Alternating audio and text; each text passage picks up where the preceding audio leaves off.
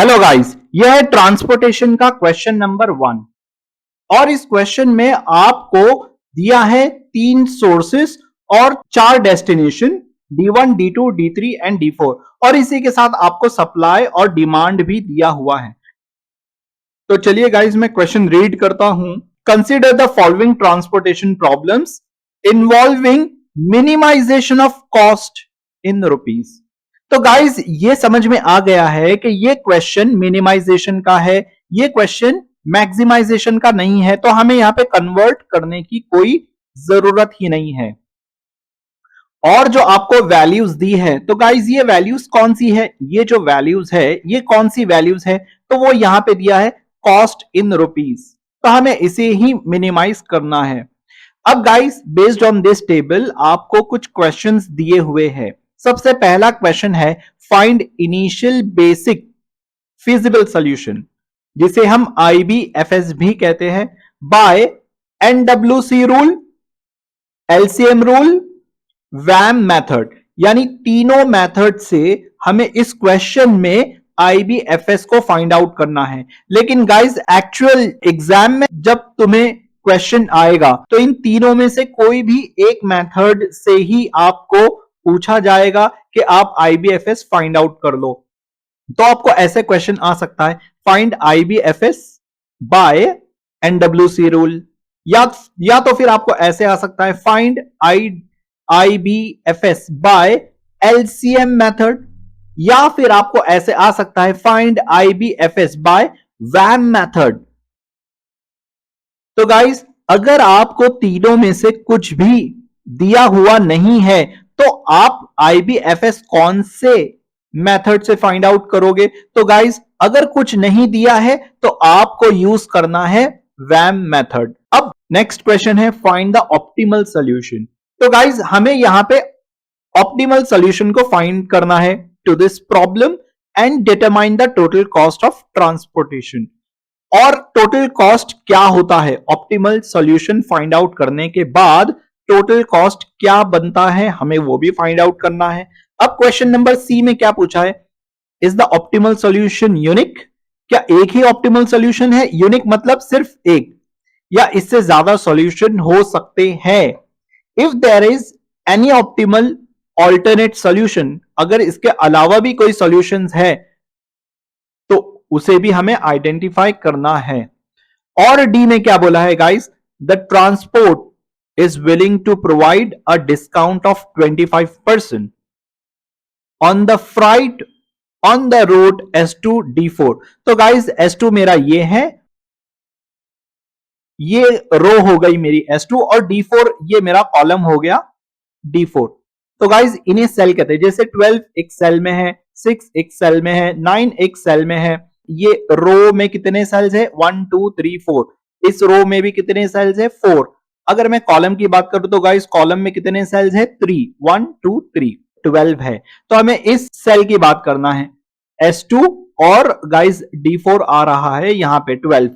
तो क्वेश्चन में क्या बोला है कि अगर जो ट्रांसपोर्ट वाले हैं वो 25% डिस्काउंट दे रहे हैं इस रूट पे, on the route S2 D4, should the offer be accepted? तो इस ऑफर को एक्सेप्ट करना चाहिए या नहीं? तो गाइस, बेसिकली ये सोर्स है। सोर्स मतलब जहां से प्रोडक्ट ट्रांसफर होते हैं। डी मतलब यहां पे है डेस्टिनेशन। तो गाइस, डेस्टिनेशन मतलब जहां पर फाइनली गुड्स को पहुंचाया जाता है। तो सोर्स से हम उठाते हैं और फैक्ट्री या वेयरहाउस जो हमारा डेस्टिनेशन होता है वहां पे हम इसे पहुंचा देते हैं। तो गाइस, जनरली फैक्ट्रीज जो होती है वो सोर्स होता है और जो वेयरहाउस होते हैं वो डेस्टिनेशन होता है। तो अगर सोर्स S2 मतलब इस फैक्ट्री से अगर D4 यानी इस वेयरहाउस पे आप ट्रांसपोर्ट करना चाहते हो अपने गुड्स को, तो गाइस यहां पे कितने रुपए का खर्चा आ रहा है? 12 रुपीज का। तो ट्रांसपोर्ट वाले क्या कह रहे हैं कि 12 रुपीज पे कितना डिस्काउंट मिलेगा? 1 यूनिट का 12 रुपीज। ओके, ट्रांसपोर्ट वाले 25% उसमें भी डिस्काउंट दे रहे हैं अगर आप S2 से D4 तक पहुंचाओगे। तो इस ट्रांसपोर्ट ऑफर को हमें एक्सेप्ट करना है या नहीं करना है? अब क्वेश्चन नंबर ई की बारी है। तो गाइज, इसमें क्या दिया है, how the cost would be affected if it is decided to transport 50 units from S2 to D2। तो S2 से हमें जो प्रोडक्ट्स को भेजना है D2 में, वो सिर्फ कितना भेजना है, 50 यूनिट्स। तो एक यूनिट का कॉस्ट कितना आ रहा है, तो गाइस कॉस्ट है 11। तो हम कितने प्रोडक्ट्स भेज रहे हैं, 50 यूनिट्स या 50 प्रोडक्ट्स को हम भेज रहे हैं, ट्रांसपोर्ट कर रहे हैं, तो कॉस्ट कितना होगा, how the cost would be affected.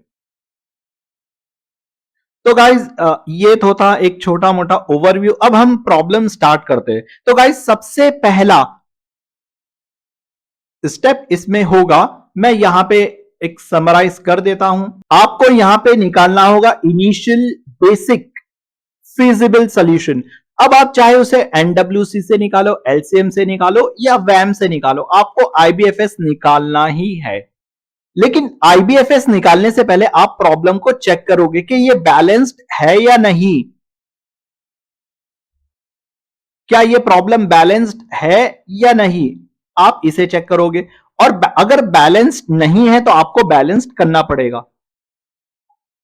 इसी तरीके से अगर प्रॉब्लम बैलेंस्ड है लेकिन प्रॉब्लम आपको चेक करना है कि ये मिनिमाइजेशन की है या मैक्सिमाइजेशन की है, क्योंकि अगर प्रॉब्लम मैक्सिमाइजेशन की है तो गाइस आपको कन्वर्ट करना होगा मिनिमाइजेशन में।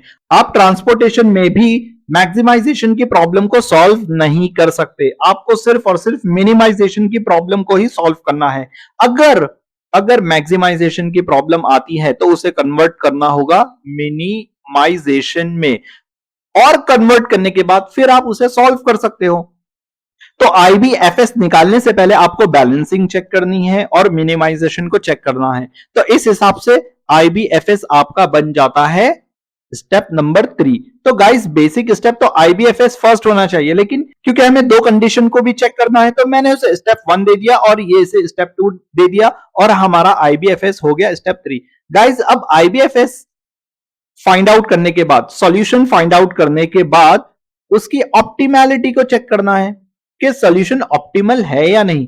अगर सॉल्यूशन ऑप्टिमल नहीं है तो ऑप्टिमल बनाओ, और अगर ऑप्टिमल है तो आपका आंसर यही है।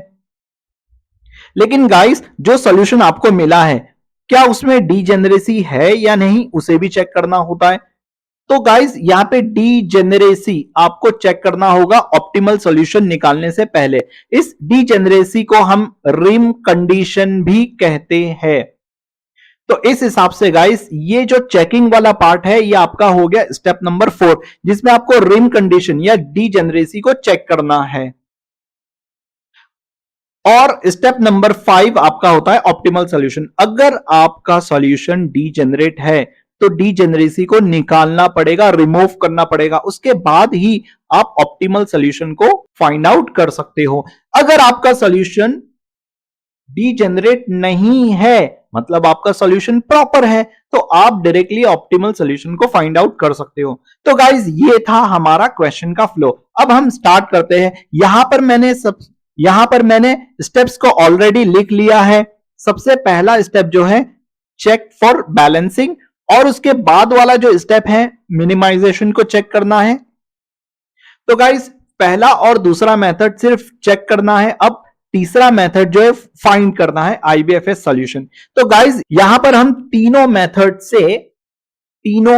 से आईबीएफएस को फाइंड आउट करेंगे। तो स्टेप नंबर 3 में मैं एनडब्ल्यूसी भी यूज करूंगा, और स्टेप नंबर 3 में मैं एलसीएम भी यूज करूंगा, और स्टेप नंबर 3 में मैं वैम मेथड को भी यूज करूंगा। तो गाइज लेकिन एक्चुअल क्वेश्चन में जो आपको दिया होगा स्टेप नंबर 3 में आप वही यूज करो, और अगर आपको कुछ नहीं दिया है तो आपको बाय डिफॉल्ट वैम मेथड को ही यूज करना है। अब स्टेप नंबर 3 में आप अगर ऑप्टिमल सॉल्यूशन फाइंड आउट कर लेते हो तो गाइज स्टेप नंबर 4 में आपको चेक करना है कि वो डीजेनरेट है या नहीं। यहां पे जो ग्रीन कलर में आपको लिखा है ये मैं आपको सॉल्यूशन के दौरान फिर से समझाऊंगा, लेकिन इस बार आप इसे इग्नोर कीजिए। तो गाइस यहां पर हमें चेक करना है कि डीजेनरेट है या नहीं हमारा जो सॉल्यूशन। कौन सा सॉल्यूशन? जो हमें वैम मेथड में मिला है, स्टेप नंबर 3 में जो हमें मिला है वो डीजेनरेट है या नहीं। अगर डीजेनरेट है यानी डीजेनरेसी उसमें है तो उसे रिमूव करना पड़ेगा, और अगर डीजेनरेसी नहीं है तो हम डायरेक्टली स्टेप नंबर 5 पे पहुंच जाएंगे। तो गाइस स्टेप नंबर 5 आपका होता है ऑप्टिमैलिटी को टेस्ट करना, और अगर सॉल्यूशन ऑप्टिमल है तो आपका आंसर आ जाएगा, और अगर सॉल्यूशन ऑप्टिमल नहीं तो आपको उसे ऑप्टिमल बनाना है और फिर आंसर निकालना है। तो गाइस सबसे पहला स्टेप मैं यहां पर स्टार्ट करता हूं कि ये बैलेंस है या नहीं। तो इसकी बैलेंसिंग को चेक करने के लिए गाइस मुझे बेसिकली सप्लाई और डिमांड का टोटल करना होगा। गाइस यहां पे सप्लाई कितना है, 400, 300 और 500। अगर मैं इसका टोटल करूं तो यहां पर मुझे जो सप्लाई मिल रहा है वो मिल रहा है 1200। अब इसी तरीके से मैं डिमांड को भी यहां पर कैलकुलेट करता हूं। तो गाइस टोटल मेरी डिमांड है 200, 250, 350 और 400।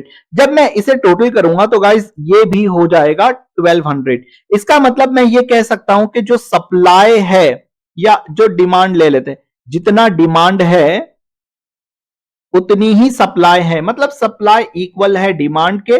देयरफॉर मैं ये कह सकता हूं कि द प्रॉब्लम इज बैलेंस्ड। तो गाइज यहां पर प्रॉब्लम है बैलेंस्ड। अब मैं बढ़ता हूं स्टेप नंबर 2 की तरफ। क्या ये मिनिमाइजेशन है या मैक्सिमाइजेशन? तो गाइज क्वेश्चन में ही यहां पे दिया है मिनिमाइजेशन। अगर ये वर्ड नहीं दिया होता तो भी यहां पे कॉस्ट आपको दिया है। कॉस्ट मतलब मिनिमाइज ही करना होता है। तो गाइज ये है मिनिमाइजेशन की प्रॉब्लम। मैं यहां पे लिख दूंगा it is a minimization, it is a minimization problem. तो गाइज अब मुझे यहां पे निकालना है इनिशियल बेसिक फिजिबल सॉल्यूशन। यहां पे मैं यूज करूंगा सबसे पहले NWC रूल। तो guys north west corner rule होता क्या है? तो अगर मैं इस तरीके से डायरेक्शन बनाऊं तो ऊपर होता है नॉर्थ और यहां पे होता है वेस्ट। अगर मैं इसका मिडिल पार्ट लूं तो यह बन जाएगा नॉर्थ वेस्ट का corner, north west corner rule. तो नॉर्थ वेस्ट कॉर्नर बहुत ही सिंपल है गाइज, आपको बिल्कुल इस तरीके से मैं यहां पे बना देता हूं। तो गाइज आपको सबसे पहला जो सेल होगा, सबसे पहला सेल आपको वो पकड़ना है। उसके बाद आपको ऐसे चलना है, फिर आपको ऐसे चलना है, फिर आपको टर्न लेना है नीचे की तरफ, फिर आपको नीचे की तरफ टर्न लेना है, फिर आपको ऐसे चलना है। तो बेसिकली आपको इस तरीके से चलते रहना है, यहां पे फिर नीचे, फिर आपने टर्न लिए, फिर नीचे, फिर आपने टर्न लिए। आपको लेफ्ट टर्न नहीं लेना है, आप जो टर्न लोगे वो हमेशा आगे की डायरेक्शन में लोगे और राइट में लोगे। तो गाइज अब आप टर्न कब लोगे? जब आपका सप्लाई या डिमांड फिनिश हो जाएगा तो आप टर्न लोगे। यहां पे आप टर्न कब लोगे? जब आपका सप्लाई और डिमांड फिनिश हो जाएगा तब आप यहां पे टर्न लोगे। तो गाइस यहां पर सप्लाई और डिमांड को अगर मैं छोड़ता हूं तो मेरे पास इतनी सेल्स है, ये जो बॉक्स है यही मेरे पास सेल्स हैं। इसमें सबसे पहली जो सेल है वो है 12। तो गाइज मैं 12 पे एलोकेट करने जा रहा हूं। मैं क्या एलोकेट करूंगा? अगर मैं 12 की बात करूं तो गाइज ये 12 जो है S1 के पास है और D1 के पास है। तो इस 12 का सप्लाई है 400 और इस 12 का डिमांड है 200। तो गाइज डिमांड है 200 और सप्लाई है 400, तो डिमांड तो पूरी हो जाएगी, एक्स्ट्रा 200 सप्लाई का बच जाएगा, राइट। तो गाइज यहां पे जो सबसे छोटा नंबर होता है ना वो हमें लिखना है। सबसे छोटा नंबर दोनों में से क्या है? 200, जो कि है डिमांड। तो गाइज मैं यहां पे लिख दूंगा 200। इसका मतलब यह है कि D1 की जो डिमांड है वो कंप्लीट हो चुकी है, D1 की जो डिमांड है वो कंप्लीट हो चुकी है, और सप्लाई S1 की जो सप्लाई थी 400 उसमें से सिर्फ 200 अभी बचा है, क्योंकि 200 हमने D1 को दे दिए। तो D1 का कॉलम हो जाएगा कैंसिल, क्योंकि यहां पे कोई डिमांड नहीं बची। अब गाइस जैसे मैंने यहां से स्टार्ट किया था, मुझे कहां पे चलना है? बाजू में चलना है, राइट। मुझे कहां पे चलना है? राइट में चलना है, राइट में, ऐसे बाजू में मैं चलूंगा। तो गाइज मैं 6 को लेता हूं। अब मैं 6 पे एलोकेट करने वाला हूं। मैं 6 पे क्या एलोकेट करूंगा? तो अगर मैं 6 की बात करूं तो इसका जो सप्लाई है अगेन 200 है और इसका जो डिमांड है नीचे वो 250। तो गाइस छोटा नंबर क्या है? 200। सप्लाई सिर्फ 200 है लेकिन डिमांड ज्यादा है 250। तो जितनी सप्लाई है उतनी डिमांड कंप्लीट हो पाएगी। तो यहां पे मैं सबसे छोटा नंबर डाल दूंगा। छोटा नंबर डालने से गाइस क्या होगा, जो जितनी सप्लाई थी वो तो पूरी की पूरी कैंसल आउट हो जाएगी और जो डिमांड थी उसमें से सिर्फ 50 बच जाएगा। तो इससे गाइस हमारी जो रो 1 है S1, जो हमारी रो 1 में है वो हो जाएगा कैंसल आउट। अब गाइस हमारा ये वाला पार्ट हो गया है कंप्लीट, ये वाला भी पार्ट कंप्लीट हो गया, ये वाला भी पार्ट कंप्लीट हो गया। अब हम 6 के बाद इस 20 पे नहीं जा सकते, हमें नीचे जाना पड़ेगा। तो गाइस मैं एलोकेट करता हूं नीचे वाली सेल को, क्योंकि अगर 20 पे मैं जाऊंगा तो यहां पे सप्लाई ही नहीं है और ये तो रो ही पूरी कैंसिल हो चुकी है ना, तो मैं नीचे जाऊंगा। तो गाइस अब यहां पर 11 के लिए मेरी डिमांड कितनी है और सप्लाई कितनी है? सप्लाई है 300 और गाइस डिमांड मेरी है 50। तो इस हिसाब से जो सबसे छोटा नंबर है 50 यहां पे आ जाएगा। तो D2 की डिमांड कंप्लीट हो चुकी है और सप्लाई में से कितना बचा है? 250 अभी बचा है। तो मैं इस रो को कैंसिल नहीं करूंगा। अब 11 के बाद गाइस ये नीचे तो मैं जाऊंगा नहीं क्योंकि 15 कैंसिल हो चुका है। मैं इस 15 पे अपना एलोकेशन लगाऊंगा। तो गाइज यहां पे सप्लाई कितनी है? 250 और डिमांड कितनी है? 350। तो गाइज यहां पे जो सबसे छोटा नंबर है वो आ जाएगा और इस हिसाब से हमारी यहां की सप्लाई हो जाएगी कंप्लीट। हमारे पास जो डिमांड यहां पे बच जाएगा वो है 100। अब 250 के बाद गाइज यहां पे जो 15 था, मैं अब इस 12 पे नहीं जाऊंगा क्योंकि ये रो ही कैंसिल हो चुकी है और यहां पे कोई सप्लाई भी नहीं है। अब मैं नीचे उतरता हूं। यहां पे जब मैं उतरूंगा तो गाइज यहां पर सप्लाई कितनी है? 500 और डिमांड तो सिर्फ 100 ही बची है। तो डिमांड यहां पे हो गई कंप्लीट। तो गाइज D3 की डिमांड कंप्लीट हो चुकी है और सप्लाई में से सिर्फ 400 बचा है। तो गाइज 400 को मैं बाजू वाले को दे देता हूं। तो गाइज अगर आप देखोगे तो यहां पे डिमांड और सप्लाई इक्वल है। तो इस हिसाब से जितनी सप्लाई थी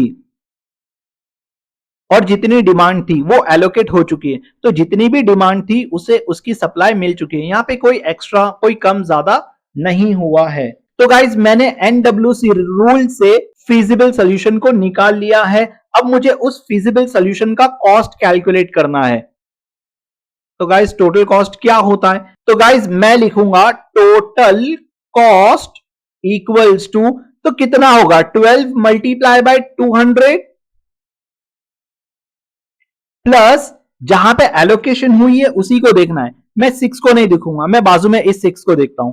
6 मल्टीप्लाई बाय 200 प्लस अब मैं बाजू में 20 को नहीं देखूंगा, एलोकेशन नीचे हुआ है तो मैं 11 को 50 से मल्टीप्लाई करूंगा। प्लस अब एलोकेशन कहां पे हुई है? यहां पे हुई है। 15 को 250 से मैं मल्टीप्लाई करूंगा। प्लस अब एलोकेशन 17 और 100 पे हुई है तो 17 को मैं 100 से मल्टीप्लाई करूंगा और लास्ट में 7 को मैं 400 से मल्टीप्लाई करूंगा। तो गाइज अब मैं यहां पर इसका टोटल लिख देता हूं फौरन इसे कैलकुलेट करके।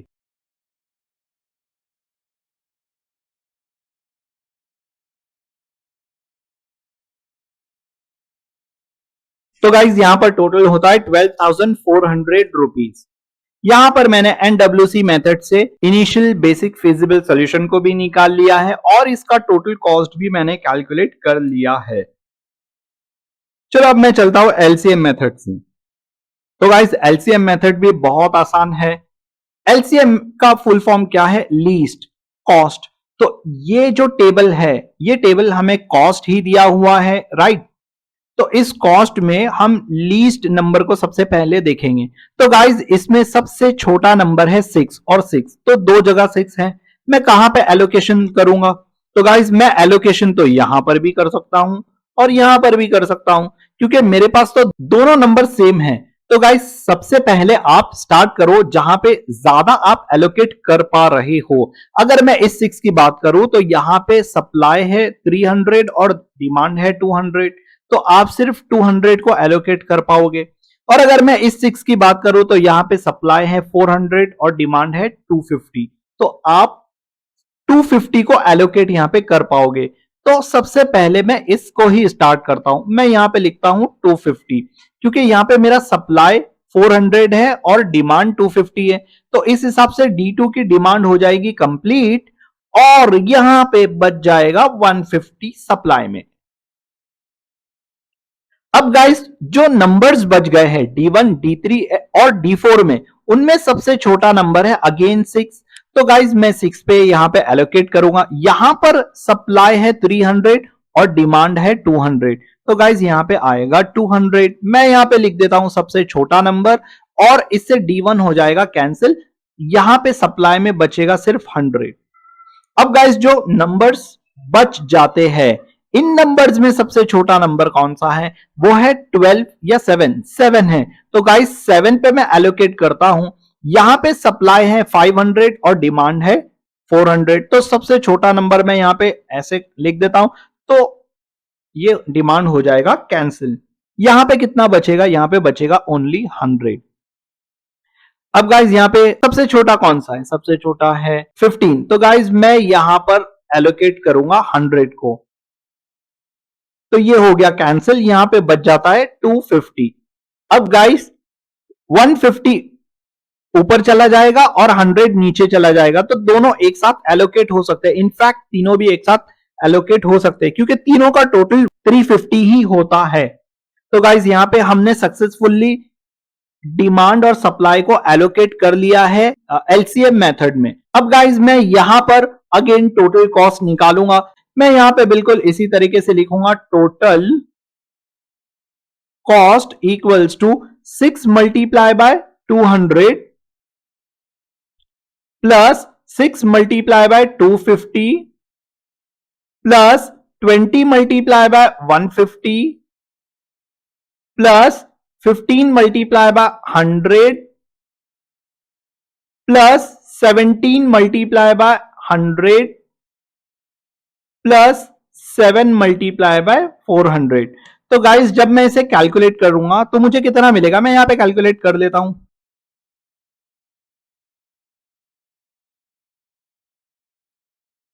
तो गाइस यहां पे मुझे टोटल कॉस्ट मिलेगा 11,700। तो गाइस एलसीएम मेथड से भी मैंने यहां पर टोटल कॉस्ट को निकाल लिया है, जो मुझे मिला है 11,700। अगर मैं दोनों को कंपेयर करूं एनडब्ल्यूसी और एलसीएम, तो इस क्वेश्चन में सबसे बेस्ट एलसीएम अभी तक के यूज हुआ है, जिसमें कॉस्ट तो बहुत ज्यादा कम हो गया है। अब गाइस मैं वैम मेथड का यूज करता हूं, तो वैम मेथड यूज करने के लिए आपको यहां पर यूज करना होगा आइट्रेशन। तो गाइस इस आइट्रेशन को हम कहते हैं रो पेनल्टीज, इस आइट्रेशन को हम कहते हैं पेनल्टीज, और यहां पे होगा कॉलम पेनल्टीज, ये होगा कॉलम पेनल्टीज। ये कॉस्ट हमें दिया हुआ है, हमें अगर मैं कॉलम की बात करूं, चलो मैं सबसे पहले कॉलम पेनल्टीज को निकालता हूं। तो अगर मैं कॉलम की बात करूं तो इस कॉलम में दो सबसे छोटे नंबर्स कौन से, दो सबसे छोटे कॉस्ट कौन से है, तो गाइस दो सबसे छोटे कॉस्ट है 6 और 9, तो उनका डिफरेंस क्या होगा, 6 और 9 का डिफरेंस होगा 3, तो मैं 3 को यहां पे लिख देता हूं। यहां पे आइट्रेशन 1 होगा, आइट्रेशन 1 मतलब यहां पे मैं 1 लिख रहा हूं, और इसी तरीके से रो में भी मुझे आइट्रेशन लिखना है। सबसे पहले मैं कॉलम वाइज कर लेता हूं, कॉलम में सारे आइट्रेशन को कंप्लीट कर लेता हूं। तो बेसिकली आइट्रेशन में मुझे क्या निकालना है, कॉलम पेनल्टीज, और गाइस कॉलम पेनल्टीज या रो पेनल्टीज, तो आइट्रेशन में बेसिकली आपको पेनल्टीज निकालनी है, और गाइस पेनल्टीज क्या होती है, दो सबसे छोटे नंबर्स का डिफरेंस, वही होती है पेनल्टी। अब गाइस D2 में दो सबसे छोटे नंबर्स कौन से हैं, वो है 6 और 11, तो गाइस उनका जो डिफरेंस है वो है 5। इसी तरीके से D3 में दो सबसे छोटे नंबर्स है 15 और 17, तो गाइस उनका जो डिफरेंस है 2। इस तरीके से D4 में दो सबसे छोटे नंबर्स है 12 और 7, तो गाइस इनका जो डिफरेंस आएगा वो है 5। इसी तरीके से मुझे अब रो को देखना है, रो 1, रो 1 में जो सबसे छोटे नंबर्स है वो है 6 और 12। तो गाइज उनका जो डिफरेंस आएगा 6, मैं यहां पे लिख देता हूं। तो ये हुई हमारी रो पेनल्टीज, जिसे मैं आइट्रेशन 1 में अभी लिख रहा हूं। अब रो 2 में दो सबसे छोटे नंबर्स हैं 6 और 11। तो गाइज उनका जो डिफरेंस आएगा वो आएगा 5। इसी तरीके से रो 3 में दो सबसे छोटे नंबर्स हैं 9 और 7। तो गाइज इनका जो डिफरेंस आएगा वो आएगा 2। तो गाइज यहां पे मैंने सक्सेसफुली पेनल्टीज को निकाल लिया है। अब मैं ये देखूंगा कि मेरी सबसे बड़ी पेनल्टी मुझे कहां पे पड़ी है। क्या यहां पे पेनल्टी सबसे ज्यादा मुझे मिली है या यहां पे मिली है? तो गाइज मुझे सबसे ज्यादा पेनल्टी मिली है इस 6 में। ये हो सकता है कि आपको रो में मिले या कॉलम में मिले, आपको दोनों में देखना है। मुझे यहां पे रो में मिली है। तो गाइज S1 में मैं सबसे छोटा नंबर देखूंगा। सबसे छोटा नंबर है 6 और वहां पे मैं एलोकेट करने जा रहा हूं। यहां पर मैं एलोकेट करूंगा सप्लाई और डिमांड को। तो इस केस में सप्लाई कितना है 400 और डिमांड कितना है गाइस 250। तो जो सबसे छोटा नंबर है यहां पे आ जाएगा और डिमांड मेरा हो गया कंप्लीट। सप्लाई मेरा कितना बचेगा 150 बच जाता है। अब गाइस मुझे दोबारा से आइट्रेशन करना होगा। एक आइट्रेशन में मैं सिर्फ एक सप्लाई और डिमांड को ही एलोकेट कर सकता हूं। अब मैं आइट्रेशन 2 निकालता हूं तो दोनों जगह मुझे 2 निकालना रहेगा। तो अब सबसे पहले मैं कॉलम पेनल्टीज को देखता हूं। इस कॉलम में दो सबसे छोटे नंबर्स हैं 6 और 9। अगेन वही आएगा यहां पे 6 और 9 का जो डिफरेंस है वो 3 रहेगा। और गाइस ये कॉलम तो कैंसिल हो चुका है, मैं इसे डैश डाल दूंगा। अब नेक्स्ट कॉलम जो है सबसे छोटे नंबर्स दो, इसमें कौन से 15 और 17। तो यहां पे मुझे अगेन 2 मिलेगा। इसी तरीके से गाइस इस कॉलम में भी दो सबसे छोटे नंबर्स हैं 12 और 7। तो इनमें इनका जो डिफरेंस आएगा वो अगेन आएगा 5। अब अगर मैं गाइस रो की बात करूं तो रो में सबसे छोटे नंबर्स कौन से हैं 12 और 20। गाइस 6 तो चला गया, वो कैंसिल हो चुका। तो 12 और 20 में यहां पे मुझे मिलेगा 8। अब इस तरीके से सेकंड रो में दो सबसे छोटे नंबर्स कौन से 6 और 12। तो गाइस यहां पे मुझे मिलेगा 6। इस तरीके से S3 में दो सबसे छोटे नंबर्स कौन से, तो गाइस यहां पे मुझे मिलेगा 9 और 7। तो दोनों का जो डिफरेंस आएगा वो आएगा 2। अब गाइस इनमें सबसे बड़ी पेनल्टी कौन सी है? तो गाइस सबसे बड़ी पेनल्टी है 8। तो अगेन मुझे यहां पर रो में ही मिला है, S1 में ही मुझे मिला है। तो गाइस अब S1 में सबसे छोटा नंबर कौन सा है? तो गाइस S1 में सबसे छोटा नंबर है 12। तो मैं 12 में एलोकेट करूंगा सप्लाई और डिमांड को। मेरी सप्लाई बची है 150 और डिमांड है 200। तो सबसे छोटा नंबर मैं यहां पर लिखने वाला हूं। तो गाइज यहां पे सबसे छोटा नंबर है 150। 150 से ये पूरी सप्लाई हो गई कैंसिल। यहां पर कितना बचेगा, सिर्फ 50 बचेगा। तो गाइज अब मैं दोबारा से I3 यानी आइट्रेशन 3 स्टार्ट करूंगा, क्योंकि एक आइट्रेशन से मैं सिर्फ एक सप्लाई और डिमांड को ही एलोकेट कर सकता हूं। अब I3 में यहां पे दो सबसे छोटे नंबर्स कौन से हैं 6 और 9। तो अगेन यहां पे आएगा 3, यहां पे आएगा डैश, और यहां पे दो सबसे छोटे नंबर्स कौन से हैं 15 और 17 में से 15 और 17 ही है। तो गाइज यहां पे आएगा डिफरेंस 2। और इसी तरीके से गाइज यहां पे डिफरेंस क्या आएगा 12 और 7 में जो सबसे 12 और 7 का डिफरेंस यहां पे आएगा 5। अब इसी तरीके से गाइज मुझे रो पेनल्टी को निकालना है। तो गाइज यहां पे दो सबसे छोटे नंबर्स हैं 6 और 12। तो 6 और 12 का जो डिफरेंस है यहां पे आएगा सबसे पहली रो, तो यहां पे मैं डैश लिखूंगा क्योंकि ये कैंसिल आउट हो चुकी है। सेकंड रो में दो सबसे छोटे नंबर्स है 6 और 12, तो उसका डिफरेंस है 6। गाइस उसके बाद जो दो सबसे छोटे नंबर्स है वो 9 और 7 है। तो 9 और 7 का जो डिफरेंस आएगा वो आएगा 2। अब गाइस जो सबसे बड़ी पेनल्टी है मुझे उसे करना है सर्कल। तो गाइस यहां पे सबसे बड़ी पेनल्टी है 6। तो अगेन S2 यहां पे सिलेक्ट हो रहा है। S2 में अब मैं चेक करूंगा सबसे छोटा नंबर कौन सा है। तो गाइस सबसे छोटा नंबर है 6। तो मैं 6 पे एलोकेट करूंगा अपनी डिमांड और सप्लाई को। तो यहां पे 50 मैं एलोकेट कर देता हूं। मेरी डिमांड हो गई है कंप्लीट। यहां पे सप्लाई में से बच गया है 250। तो गाइस अब दोबारा मुझे यहां पे आइट्रेशन को निकालना है, आइट्रेशन 4। अब गाइस आइटरेशन 4 में मैं दोबारा इसी कॉलम को देखता हूं, 6 और 9 ये तो कैंसल आउट हो चुका है, तो मैं यहां पे देख भी नहीं सकता हूं, ये भी कैंसल आउट हो गया है। अब गाइस क्या बच जाता है, 15 और 17 बचता है। तो गाइस 15 और 17 का डिफरेंस आता है 2 और यहां पे आएगा 5। अब इसी तरीके से गाइस ये रो तो कैंसिल हो चुकी है और ये रो कैंसिल नहीं हुई है, तो इन दोनों का जो डिफरेंस है 15 और 12 वो आएगा 3। अब गाइस इसी तरीके से 17 और 7 का जो डिफरेंस है वो आएगा 10, तो मैं यहां पे लिख देता हूं 10। अब गाइस जो सबसे बड़ी पेनल्टी है मुझे उसे सर्कल करना है। अब यहां पे S3 सिलेक्ट होगा क्योंकि रो में यहां पे आया है, तो गाइस S3 में इस रो में जो सबसे छोटा नंबर है मैं वहां पे एलोकेट करने वाला हूं। सबसे छोटा है 7, तो 7 पे मैं एलोकेट करूंगा अपनी डिमांड और सप्लाई को। यहां पर सप्लाई है 500 और डिमांड है 400, तो 400 से D4 हो जाएगा कैंसिल। यहां पे बचेगा कितना, तो गाइस यहां पे बचेगा 100। अब यहां पर आइट्रेशन के लिए आपको कोई नंबर्स नहीं बचे हैं।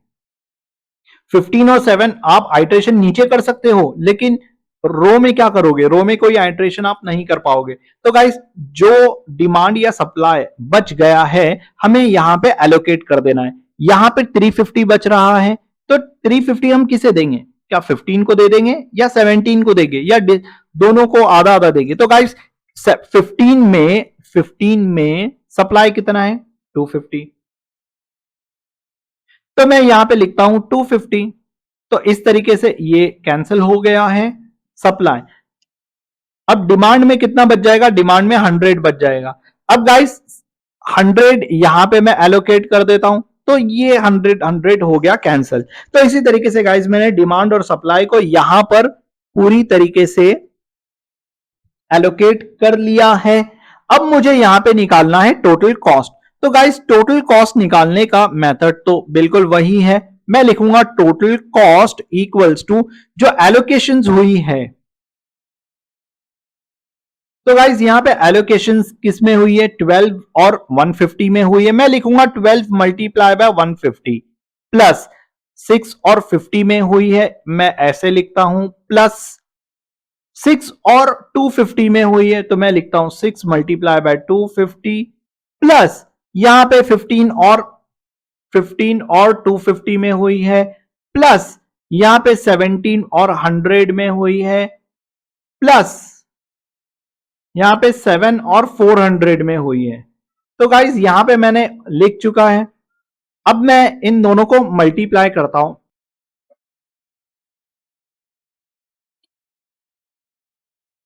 तो गाइज इसे टोटल करने पे मुझे मिलता है 11,850।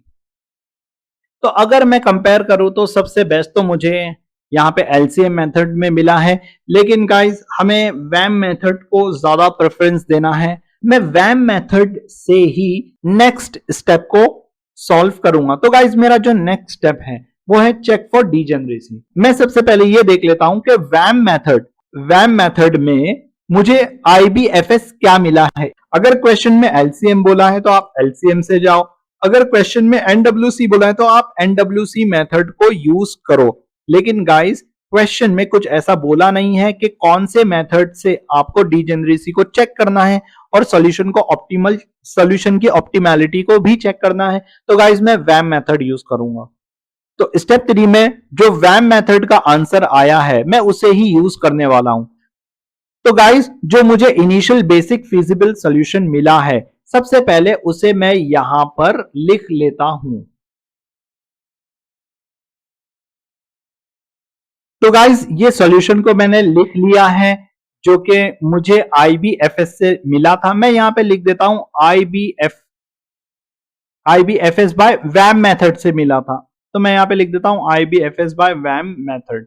तो वैम मेथड से जो मुझे बेसिक फिजिबल सॉल्यूशन मिला है मैंने उसे यहां पर लिख लिया है। गाइस अब मैं डीजेनरेसी को चेक करूंगा, तो डीजेनरेसी बहुत ही सिंपल होती है। मैं यहां पे देखूंगा कि मुझे कौन सी सेल्स में एलोकेशंस मिली है, नंबर ऑफ एलोकेशंस को मैं यहां पर चेक करूंगा। एलोकेशंस मतलब ऑक्यूपाइड सेल भी हम उसे कह सकते हैं। तो गाइज यहां पे एलोकेशंस या ऑक्यूपाइड सेल्स कितने हैं, 1 2 3 4 5 6, तो मैं यहां पे लिख देता हूं 6। अब गाइज मैं यहां पे लिखता हूं m plus n minus one की वैल्यू क्या है, मैं इधर लिख देता हूं। तो गाइज m क्या होता है, ये जो आपकी रो है 1 2 3 4, तो यहां पे 4 हुआ आपका m प्लस n क्या है, ये जो आपका कॉलम है, ये जो आपका कॉलम है 1 2 3, तो यहां पे मैं लिख देता हूं 3 माइनस वन, तो एक फॉर्मूले का ही है। तो गाइज यहां पे मुझे कितना मिलता है, 6 मिलता है। तो m plus n minus one मुझे 6 मिला है, तो मैं यहां पे लिखूंगा therefore number of allocations equal है m plus n minus one के, देयरफॉर सॉल्यूशन इज, मैं यहां पे लिख देता हूं नो डीजेनरेसी। तो सॉल्यूशन में कोई डीजेनरेसी नहीं है, तो हमें कुछ रिमूव करने की जरूरत नहीं। अगर सॉल्यूशन डीजेनरेट होता तो हमें इस डीजेनरेसी को रिमूव करना पड़ता और उसके बाद ही हम ऑप्टिमैलिटी को सॉल्व कर सकते थे। तो गाइज यहां पे तो हमें सॉल्यूशन में कोई डीजेनरेसी नहीं मिली है, तो we can go for optimality. तो गाइस सॉल्यूशन की ऑप्टिमैलिटी को चेक करने के लिए मुझे यूज करना है मोदी मेथड। इससे पहले यहां पे जो लिखा है स्टेप नंबर 4 में ग्रीन, मैं आपको यह भी समझा देता हूं कि ये क्या है। इफ ऑक्यूपाइड सेल्स, यहां पे लिखा है इफ ऑक्यूपाइड सेल्स यानी नंबर ऑफ एलोकेशंस कम है m plus n minus one से, तो ही हम कह सकते हैं कि ये डीजेनरेट है। क्या यहां पे दोनों इक्वल मिले हैं या कोई कम या कोई छोटा या बड़ा मिला है, नहीं दोनों इक्वल मिले हैं। ऑक्यूपाइड सेल्स भी 6 है और m plus n minus one भी 6 है। तो गाइस डीजेनरेसी कब होती है, जब आपकी एलोकेशंस छोटे होते हैं, लेस देन होते हैं m plus n minus one से। तो अगर आपका सॉल्यूशन डीजेनरेट है, उसकी डीजेनरेसी को रिमूव करने के लिए एक लेटर को इंट्रोड्यूस करना पड़ता है, वो लेटर है एप्सिलॉन, इसे हम कहते हैं एप्सिलॉन।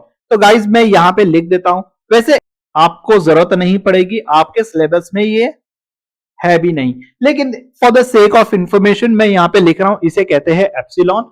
आपको डीजेनरेसी अगर रिमूव करना है तो आपको यहां पे एप्सिलॉन लगाना होगा। लेकिन गाइज ये पार्ट आपके सिलेबस में है ही नहीं, आपको जो सॉल्यूशन मिलेगा वो हमेशा नॉन डीजेनरेट ही रहेगा। तो गाइस मैं स्टेप नंबर 5 की तरफ चलता हूं। अब स्टेप नंबर 5 में मुझे ऑप्टिमैलिटी को चेक करना है, अपने सॉल्यूशन की ऑप्टिमैलिटी को चेक करना है। तो गाइस ऑप्टिमैलिटी को मैं कैसे चेक करूंगा, मोदी मेथड से। तो गाइस ये मोदी मेथड कोई प्राइम मिनिस्टर का नाम नहीं है, ये है मॉडिफाइड डिस्ट्रीब्यूटेड मेथड।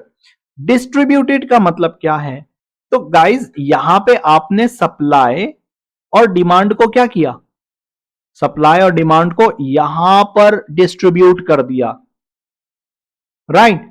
ये कहां से मिला है आपको, ये आईबीएफएस से मिला है, इनिशियल बेसिक फिजिबल सॉल्यूशन। तो आईबीएफएस का यूज करके आपने सप्लाई और डिमांड को यहां पर एलोकेट कर दिया या डिस्ट्रीब्यूट कर दिया, तो उसके बाद आपको ये टेबल मिला है, तो इस टेबल को मॉडिफाई कर देना है, वो बन जाता है मॉडिफाइड डिस्ट्रीब्यूटेड मेथड। मतलब जो आपको ऑलरेडी डिस्ट्रीब्यूट करके जो टेबल मिला है उसे और थोड़ा मॉडिफाई कर दो। तो मॉडिफाई क्या करना है, बेसिकली हमें यहां पे कुछ एलोकेशंस मिले हैं, 12 में मिला है, 6 में एलोकेशन मिला है, 9 में कुछ मिला है, नहीं मिला है।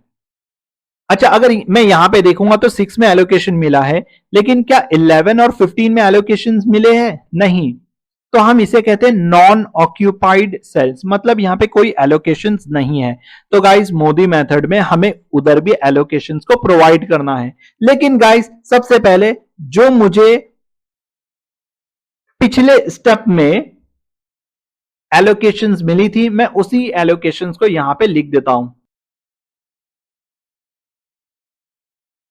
तो गाइज यहां पे मैंने एलोकेशंस को लिख लिया है।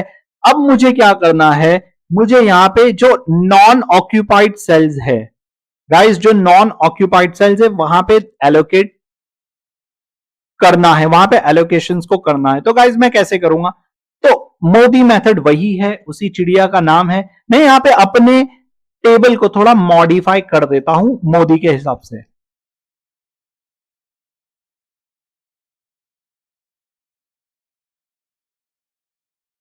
तो गाइज मोदी मेथड यूज करने के लिए हमें u और v को यूज करना है। आप इस u और v को उल्टा भी लिख सकते हो, मतलब आप यहां पे u लिख दो और यहां पे v लिख दो, कोई दिक्कत की बात नहीं। लेकिन आप ऐसे भी लिख सकते हो u और v, क्योंकि मैं हमेशा u को यहीं पे लिखता हूं कॉलम में और v को मैं यहां पे लिखता हूं रो में। तो गाइस आप इस चीज को फॉलो कर सकते हो, आप u को यहां पे लिख दो, v को यहां पे लिख दो। और गाइस हमेशा u को सबसे पहला कॉलम में जो सबसे पहला सेल है होता है उसे 0 दे देते हैं। जरूरी नहीं कि u को ही दो, आप इसे भी दे सकते हो, v को 0 दे दो, या जरूरी नहीं कि पहला ही 0 दे दो, इसको भी 0 दे सकते हो, इसको भी दे सकते हो, इसको भी दे सकते हो। तो गाइस आप 0 किसे भी दे सकते, किसी को भी दे सकते हो, यहां पर भी दे सकते हो, यहां पर भी दे सकते हो। लेकिन गाइस 0 देने के पीछे, लेकिन गाइस यहां पर मैं सबसे पहले 0 दे देता हूं, इससे फायदा क्या होता है? इससे फायदा कुछ नहीं होता है गाइस, ये बस एक स्टैंडर्ड वे है। आपको यहां पर कोई दिमाग लगाने की जरूरत नहीं होगी, और ये जो कंफ्यूजन होती है कि u और v किसे कहते हैं, वो इसे खत्म कर देता है। तो आप स्टैंडर्ड वे है, u इधर रखो, v इधर रखो, u में पहला 0 दे दो।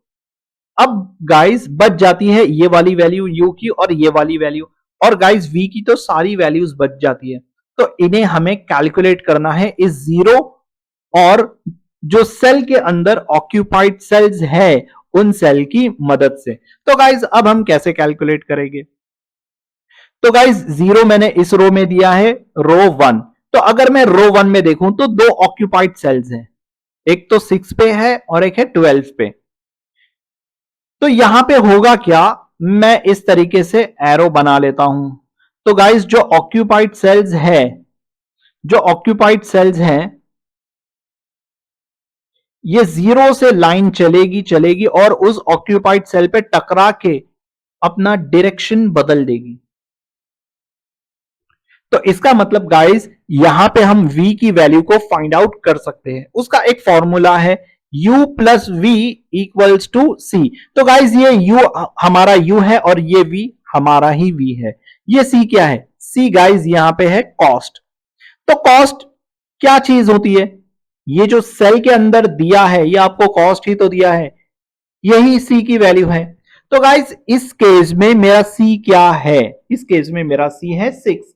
तो मैं यहां पे लिख देता हूं 6, और मेरा u क्या है 0 और v क्या है वही तो फाइंड आउट करना है। तो अगर मैं इसे कैलकुलेट करूं तो v मुझे मिल जाएगा 6। तो गाइस यहां पे मुझे v मिल चुका है 6 और मैंने यहां पे लिख दिया है। अब क्या इस 0 की मदद से मैं कुछ और सेल्स को फाइंड आउट कर सकता हूं? हां, तो मैं चेक करूंगा ऑक्यूपाइड सेल्स और कहां पर है, ये 12 पे आ रहा है, राइट। तो 0 से एक लाइन ऐसी जाएगी। अब यहां पे 6 को इग्नोर मारो, 12 पे आएगी और 12 से टकरा के नीचे जाएगी। तो गाइस अब मुझे इससे कैलकुलेट करना है, ये कैसे कैलकुलेट होगी? तो यहां पे दोबारा मैं वही फॉर्मूला यूज कर लेता हूं। तो गाइज यहां पे कॉस्ट क्या है? कॉस्ट है 12। कॉस्ट कितनी है? 12। मैं यहां पे लिख दूंगा 12। क्या मुझे v पता है? नहीं पता है। क्या मुझे u पता है गाइज? हाँ, u पता है 0। तो गाइज मुझे यहां पे v मिल गया है 12। तो मैं यहां पे लिख देता हूं 12, दैट्स इट। अब इस 0 का क्या मैं और उपयोग कर सकता हूं? तो गाइज ये तो यूज होके पूरा खत्म हो चुका है, अब मैं इसे यूज नहीं कर सकता हूं।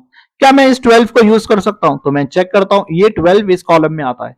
तो 150 पे तो ऑलरेडी 0 मिल चुका है, तो मुझे 150 यूज करने की जरूरत ही नहीं है। मैं इस 50 को यूज कर सकता हूं। वो गाइस कैसे करूंगा? तो यहां पे देखते हैं, यहां पे कॉस्ट क्या है? यहां पे कॉस्ट है 6। तो मैं यहां पे लिख देता हूं गाइस 6। अब क्या मेरे पास v है? हाँ है, 12 है, 12। मैं यहां पे लिख देता हूं 12। क्या मेरे पास u है? नहीं, वही तो फाइंड आउट करना है। तो मैं यहां पे ऐसे लिख देता हूं। तो गाइस जब ये 12 यहां पे जाएगा, 12 यहां पे जाएगा तो ये हो जाएगा, इसकी साइन चेंज, माइनस हो जाएगा। तो 6 माइनस 12 होता है -6, प्लस 6 और -12, प्लस कुछ नहीं है, 6 की साइन तो प्लस मानी जाती है, प्लस माइनस होता है माइनस। तो 12 में से 6 को निकाल दो, 6 बचेगा। बड़ा नंबर क्या है? 12। और उसकी साइन क्या है माइनस, तो उसी की साइन यहां पे आएगी। इस हिसाब से आपका आंसर आता है -6। तो गाइस यहां पे आएगा -6, मैं यहां पे लिख देता हूं -6। तो हमने इसे कैलकुलेट कर लिया है। अब क्या इस 12 का यूज और मैं कर सकता हूं? नहीं कर सकता हूं। क्या इस 6 का यूज मैं कर सकता हूं? तो चलो देखते हैं। तो यहां पे 250 एलोकेशन मिल रहा है और यहां पर तो ऑलरेडी 0 है, तो यहां पे मैं 6 का यूज नहीं कर सकता हूं। गाइस अगर आप सोचोगे कि मैं 11 से ऐसे कर लूं तो नहीं पॉसिबल है। क्यों? क्योंकि 11 पे एलोकेशन ही नहीं है, 15 पे एलोकेशन ही नहीं है। तो 15 और 11 इन सब में से जिसके पास एलोकेशन नहीं है वहां पे मैं टर्न नहीं ले सकता हूं। तो गाइज अब मैं इस -6 का यूज कर सकता हूं, तो चलो देखते हैं। हाँ इसका मैं यूज कर सकता हूं। ये 50 तो यूज नहीं कर पाऊंगा क्योंकि ऑलरेडी 12 है। इस 15 को यूज कर सकता हूं गाइज। तो यहां पे मेरा कॉस्ट क्या है 15, मैं यहां पे लिख देता हूं 15। यहां पे कॉस्ट है 15। मेरे पास v कितना है? तो गाइज v ही नहीं है, तो मैं लिख देता हूं v और v के साइन है प्लस। u कितना है? गाइज u है -6। ये क्या है? -6, तो मैं यहां पे लिख देता हूं -6। अब जो फाइंड आउट करना होता है उसे अकेला रखना होता है, तो v को मैं अकेला रखूंगा। यहां पे 15 ऑलरेडी है, वो अपनी जगह पर तो रहेगा ही। 6 यहां से उड़कर इक्वल टू के दूसरे साइड जाएगा। तो गाइज जब भी कोई नंबर इक्वल टू के दूसरे साइड जाता है तो उसकी साइन चेंज हो जाती है। यहां पे 6 था माइनस, यहां पे हो जाएगा प्लस। तो गाइज मेरे पास जो v मिलेगा वो मिलेगा 21। तो मैं इसे रब आउट कर देता हूं और यहां पे लिखूंगा 21। तो गाइज मैंने v को यहां पे लिख लिया है 21। अब मैं क्या निकालू? अब मेरे पास क्या बचा है? ये है -6, इसे अच्छे से अंदर डाल देता हूं। अब मेरे पास ये मुझे निकालना है और ये निकालना है। तो गाइज अब आप बताइए कि मुझे कैसे निकालना है। क्या मैं इस 21 का यूज कर सकता हूं? हाँ कर सकता हूं ये निकालने के लिए। तो मैं कैसे करूंगा? मेरे पास कॉस्ट कितना है? गाइस कॉस्ट है 17। कॉस्ट कितना है? 17। मैं लिख देता हूं यहां पे 17। क्या मेरे पास v है? हाँ है 21, प्लस वैसे ही रहेगा। क्या मेरे पास u है? नहीं, वही तो निकालना है, तो मैं u लिखूंगा। जिसे निकालना होता है उसे अकेला रखना होता है, तो u को अकेला रखूंगा। यहां पे 17 अपनी जगह पर ही रहेगा। कौन अपनी जगह छोड़ रहा है? 21। 21 इक्वल टू के इधर आ जाएगा। तो गाइज जब भी कोई नंबर इक्वल टू के दूसरे साइड जाता है तो उसकी साइन हो जाती है चेंज। यहां पे हो जाएगा -21 क्योंकि यहां पे था प्लस। अब u अकेला हो गया, अब जो भी वैल्यू रहेगी वो खालिस u की रहने वाली है। तो 17 में से 21 को निकालो, नहीं जाएगा। 21 में से 17 को निकालना पड़ेगा तो 4 बचेगा। लेकिन बड़ा नंबर कौन सा है? 21, उसकी साइन क्या है? माइनस, तो बड़े नंबर की साइन आएगी माइनस। तो गाइस यहां पे आंसर आएगा -4। इसी तरीके से गाइस क्या मैं इस -4 का यूज कर सकता हूं? हाँ कर सकता हूं, यहां पर नीचे। तो गाइस यहां पे कॉस्ट कितना है? अब आप बताओ। कॉस्ट है 7। यहां पे v मुझे पता है? नहीं पता है, वही तो निकालना है। तो ये v की साइन लिख दिया है। u कितना है? -4। अब गाइस v तो एज इट इज रहेगा, 7 एज इट इज रहेगा। जाने कौन वाला है? -4, उसे तो रोक नहीं सकते। जाने वाले को हम यहाँ पे रोक नहीं सकते। तो गाइस -4 जब यहाँ पे आएगा तो ये बन जाएगा +4। 7 + 4 गाइस कितना होगा? 11। तो मैं यहां पे लिख दूंगा 11। v मेरा हो गया 11। तो गाइस मैं यहां पे लिख दूंगा 11 और इसी के साथ ये हो चुका है मेरा कंप्लीट। तो गाइस मैंने u और v की वैल्यू को सक्सेसफुली यहां पर निकाल लिया है। अब गाइस मुझे यहां पे करना क्या है? यहां पे अनऑक्यूपाइड सेल्स को निकालना है। तो गाइस अनऑक्यूपाइड सेल्स जो यहां पर है मैं उसे कैसे निकालूंगा? तो बहुत ही ज्यादा सिंपल है गाइस। अगर मैं इस फॉर्मूले को थोड़ा मॉडिफाई करूं तो क्या हो सकता है? जैसे मैं यहां पे सी लिख देता हूं। अगर मैं इन दोनों को ब्रैकेट में डाल के यहां पे फेंक दूं तो क्या होगा? ब्रैकेट में डाल के अगर यहां पे फेंक दो तो इनकी साइन हो जाएगी माइनस, क्योंकि इक्वल टू के अगर दूसरे साइड कोई भी चीज जाती है तो उसकी साइन हो जाती है चेंज। ये मेरा बन गया डेल का फॉर्मूला, इसे मैं कहता हूं डेल। तो गाइस इसे डेल जे कहो या डेल कहो, बात एक ही है। मैं इसे डेल लेकर ही चलता हूं। मैं लिख देता हूं यहां पे डेल। तो मेरा डेल का फॉर्मूला क्या है? मेरा जो डेल का फॉर्मूला है वो है c माइनस ब्रैकेट में u प्लस v। तो अब मैं गाइस यहां पे सबसे पहले इस 9 को निकाल लेता हूं। डेल असल में होता है डिफरेंस, डेल असल में होता है डिफरेंस। डिफरेंस को हम डेल से भी डिनोट कर सकते हैं, डी से भी डिनोट कर सकते हैं, और कुछ इस तरीके से आता है। ऐसे बहुत सारे वेरिएशन है, मुझे उस डिटेल में जाना नहीं है। डी मतलब यहाँ पे डेल मतलब होता है डिफरेंस। इसे आप डेल्टा भी कह सकते हो आपकी सहूलत के लिए, या इसे डेल कहो, डेल का लैपटॉप या डेल्टा कहो। तो गाइज यहाँ पे सी क्या है, यहाँ पे सी है 9, मैं लिख देता हूं यहाँ पे 9 माइनस, गाइज यहाँ पे यू क्या है, इसके लिए यू है -4, मैं लिखता हूं -4 प्लस, गाइज इसके लिए वी क्या है 12, मैं लिखता हूं यहाँ पे 12। अब अगर मैं इस तरीके से लिखूं 9 माइनस, माइनस और प्लस कितना होता है, माइनस प्लस माइनस होता है, तो मैं 12 में से 4 को निकाल देता हूं, कितना बचेगा 8। बड़ा नंबर क्या है 12, 12 की साइन क्या है प्लस, तो यहां पे मैं प्लस लिखूंगा। अगर नहीं लिखूं तो भी चलेगा क्योंकि मैं उसे प्लस ही मानता हूं। मैं क्या, हर कोई उसे प्लस ही मानता है। जिस नंबर के आगे अगर कोई साइन नहीं है तो उसे हम प्लस ही लेते हैं। और गाइस नंबर की साइन हमेशा पहले होती है, बाद में नहीं होती है। तो 9 की साइन प्लस है, माइनस नहीं है। तो अब यहां पे मैं इसे ओपन कर देता हूं क्योंकि अंदर कोई साइन है नहीं, तो बाहर कोई साइन आएगी भी नहीं। तो गाइस 9 माइनस 8 होता है 1।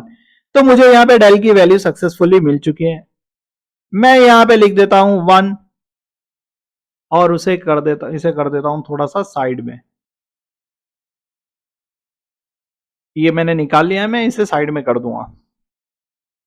तो गाइज मैं यहां पे लिख देता हूं 1।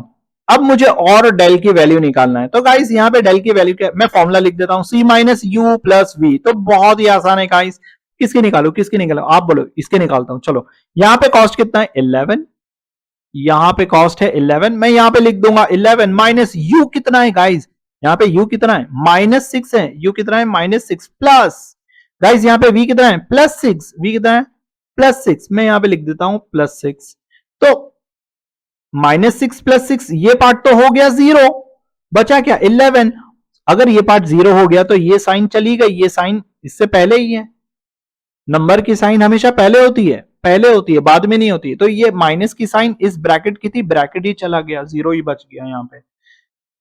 तो गाइज यहाँ पे 11 हमें मिल चुका है। मैं इसे थोड़ा सा और छोटा करके यहाँ पे साइड में फेंक देता हूं मतलब यहाँ पे लगा देता हूं।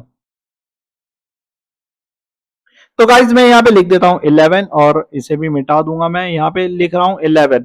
अब मैं इस 15 को निकाल लेता हूं। तो del equals to C minus U plus V मुझे यहाँ पे लिखना है। तो गाइज सी क्या है, कॉस्ट है 15, और गाइज यू क्या है यहाँ पे -4।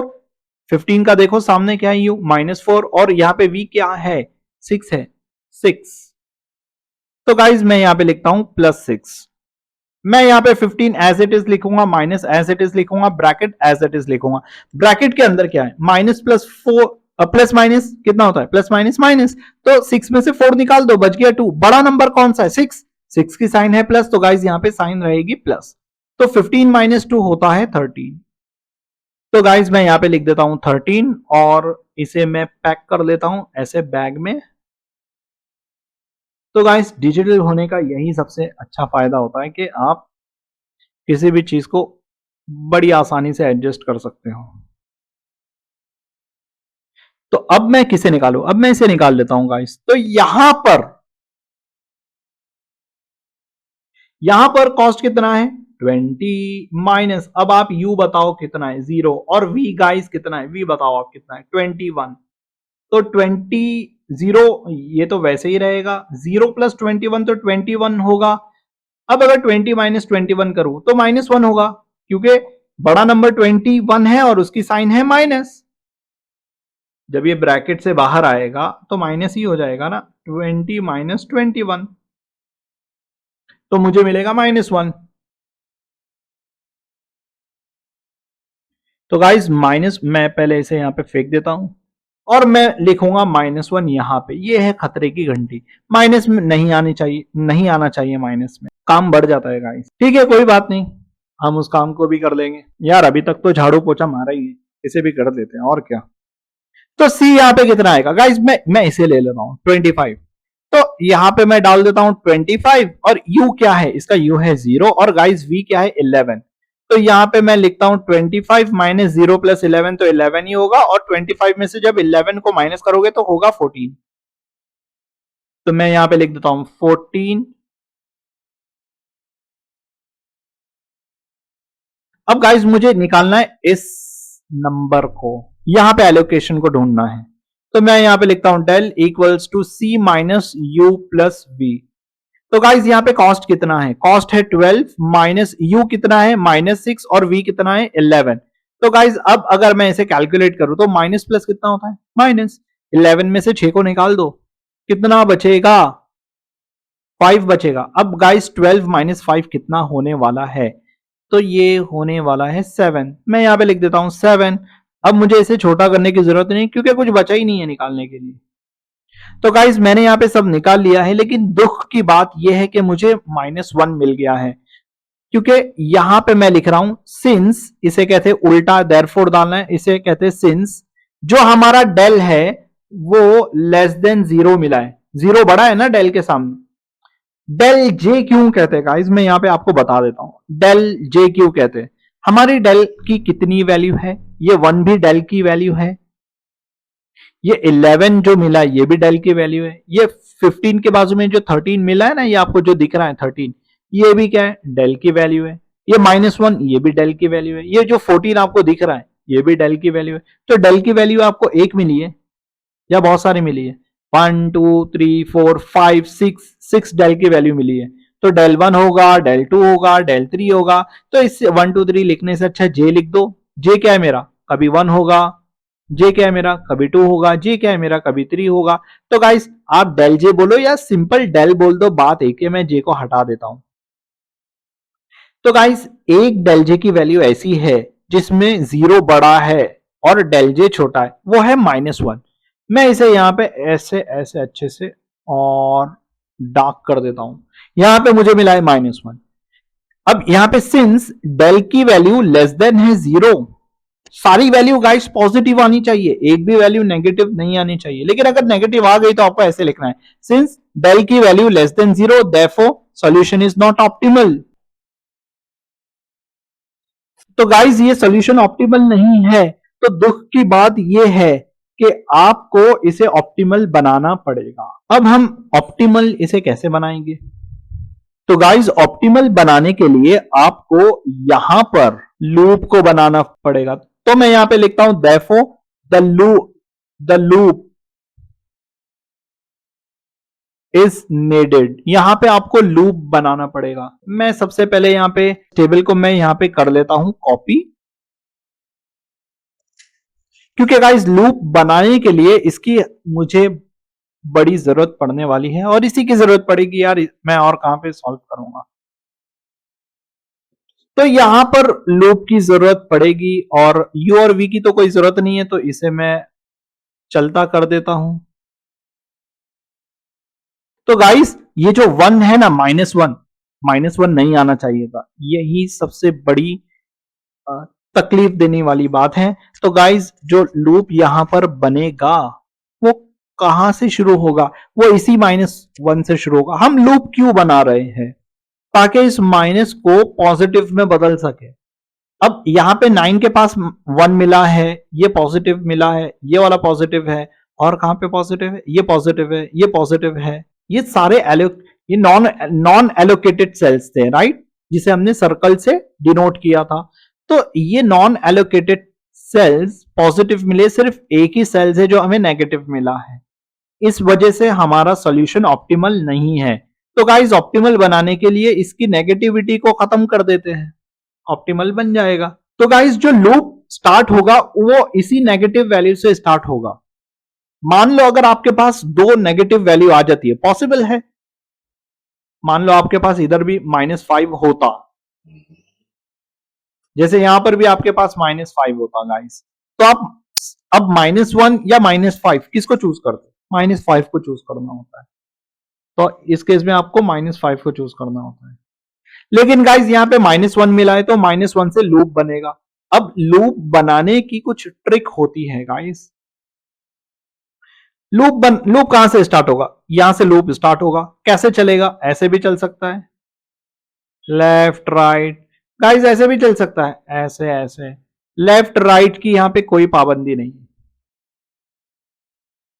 तो लूप बेसिकली ऐसे भी हो सकता है। लूप में हम देखते हैं सिर्फ कॉर्नर्स को, सिर्फ हम किसे देखते हैं, कॉर्नर्स को।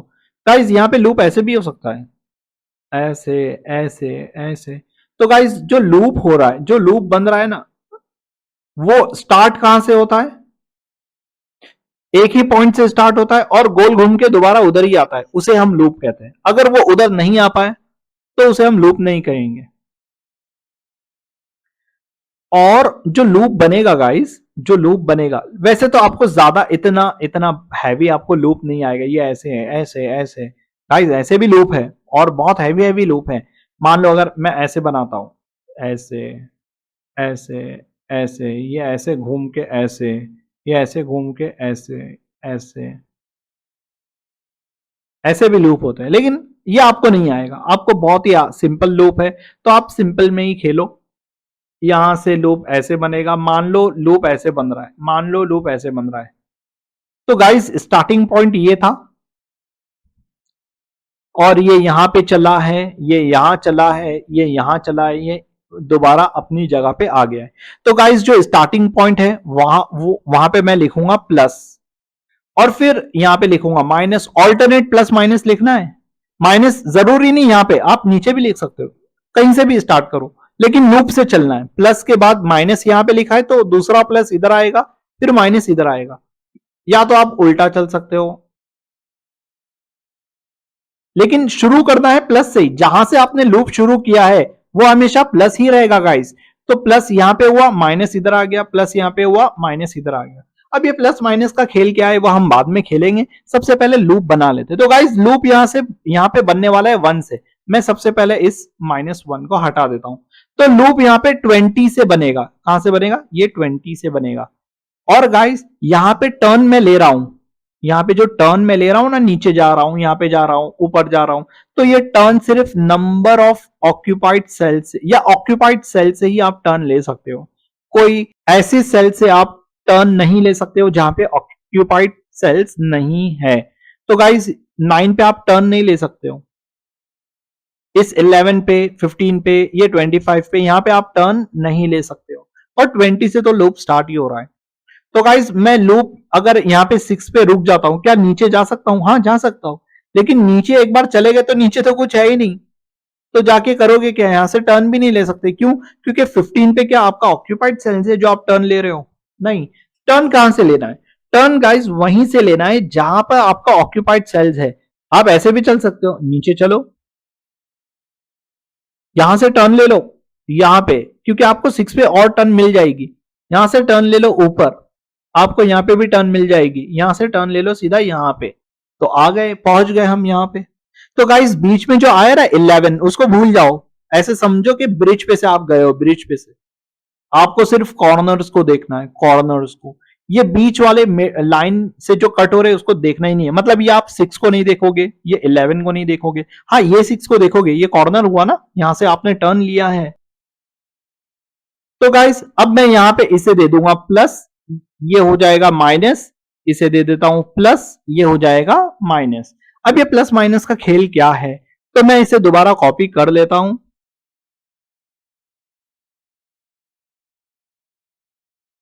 तो गाइज यहां पे मैंने दोबारा कॉपी कर लिया है। अब ये जो प्लस माइनस का खेल है ये बहुत ही आसान है। यहां पे माइनस में सिर्फ आप माइनस वालों को ही देखना है, आप प्लस वाले को नहीं देखना है। माइनस में आपके पास कौन सी एलोकेशंस है, तो गाइज माइनस में मेरे पास है 150 और माइनस की साइड में है 250। तो आपको चेंजेस क्या करना है, मैं यहां पे लिख देता हूं changes. Minimum minimum allocations on negative side. तो गाइज आपको चेंजेस इसी को करनी है। तो मिनिमम एलोकेशंस और नेगेटिव साइड कौन सी है, मेरे पास दो नेगेटिव साइड्स हैं, एक तो 12 में आती है, उसकी एलोकेशन क्या है 150, और एक 15 में आती है गाइज नेगेटिव, उसके एलोकेशंस क्या है 250। तो 250 छोटा है या 150? 150। तो गाइज यहां पे मैं 150 को ले लेता हूं, मतलब ये इसे 150 को ले लेता हूं। तो करना क्या है इसका, बहुत ही आसान है। जहां पे प्लस है ना वहां पे 150 को ऐड कर दो, और जहां पे माइनस है ना वहां से 150 को माइनस कर दो। लेकिन गाइस चूज कौन सा करना है, नेगेटिव साइड में ही चूज करना है, पॉजिटिव में नहीं चूज करोगे आप। पॉजिटिव में ये 50 भी आ जाता है, और यहाँ पे 20 पे तो कोई एलोकेशन नहीं है, तो वहां पे जीरो एलोकेशन मान के चलो। तो गाइस लेकिन हमें पॉजिटिव को तो देखना ही नहीं है, हमें नेगेटिव साइड को देखना है। नेगेटिव साइड पे कौन सा मिनिमम एलोकेशन है, तो गाइस हमें वो देखना है। तो नेगेटिव साइड दो थी हमारे पास, 12 की और 15 की, उसमें से सबसे छोटा है 150। तो गाइस होगा क्या, जो सबसे पहले जो कॉर्नर्स है ना, कॉर्नर्स कॉर्नर्स मेरे पास कौन कौन से, मैं यहां पे हाईलाइट कर देता हूं कौन से कॉर्नर्स है हमारे पास।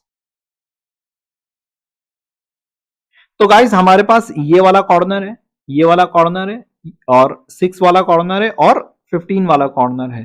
तो इस कॉर्नर पे जो एलोकेशन है सबसे पहले मैं उसे हटा देता हूं, क्योंकि वही एलोकेशन चेंज होंगे। गाइस ये 250 जो है ना 250, मैं इसे नहीं हटाऊंगा, क्योंकि ये तो मान लो ऐसे समझो कि ब्रिज के नीचे से 250 तो आ ही नहीं रहा है, कॉर्नर पे तो आता ही नहीं है, 250 है ही नहीं। तो गाइज मैं 250 को नहीं हटा रहा हूं, मैं सिर्फ उसे हटा रहा हूं जो मेरे कॉर्नर्स थे। तो गाइज ये मेरे 4 कॉर्नर्स थे मेरे लूप के, तो बस इनमें जो एलोकेशन है मैं उसी को हटा रहा हूं, क्योंकि मुझे वहां पे न्यू एलोकेशन को डालना है। तो गाइज यहां पे जो न्यू एलोकेशन है वो कौन से है, तो गाइज 50 में मैं इस 20 में मैं 150 को ऐड कर दूंगा, और इस 6 में भी मैं 150 को ऐड कर दूंगा। यहां पे तो यहां पे 50 ऑलरेडी है, तो 150 को ऐड कर दो, हो जाएगा 200। और इस 12 से मैं 150 को निकाल दूंगा, तो 150 माइनस 150 जीरो, यहां पे एलोकेशन हट गया। 15 में भी माइनस है ना, तो 150 को निकाल देता हूं, तो 250 से अगर 150 निकल गया तो गाइस कितना बचता है, 150 बचता है। तो गाइस यहां पर मॉडिफाइड, इसे कहते हैं मॉडिफाइड, मॉडिफाइड डिस्ट्रीब्यूटेड मेथड। तो मॉडिफाइड डिस्ट्रीब्यूटेड मेथड में हम सबसे पहले क्या करते हैं, जो जिसे एलोकेशंस नहीं मिली है ना उसे हम सर्कुलर एलोकेशंस देते हैं, सर्कल के जरिए एलोकेशन दे दिए। अब वो एलोकेशन में अगर पॉजिटिव नंबर आ गया, नेगेटिव नंबर आ गया, तो समझो हमारी शामत आ गई, क्योंकि वो सॉल्यूशन ऑप्टिमल ही नहीं है, वो सॉल्यूशन गाइस ऑप्टिमल ही नहीं है। तो हमें लूप बनाने की जरूरत पड़ी है, लूप बना के हमने एलोकेशंस को चेंज किया है।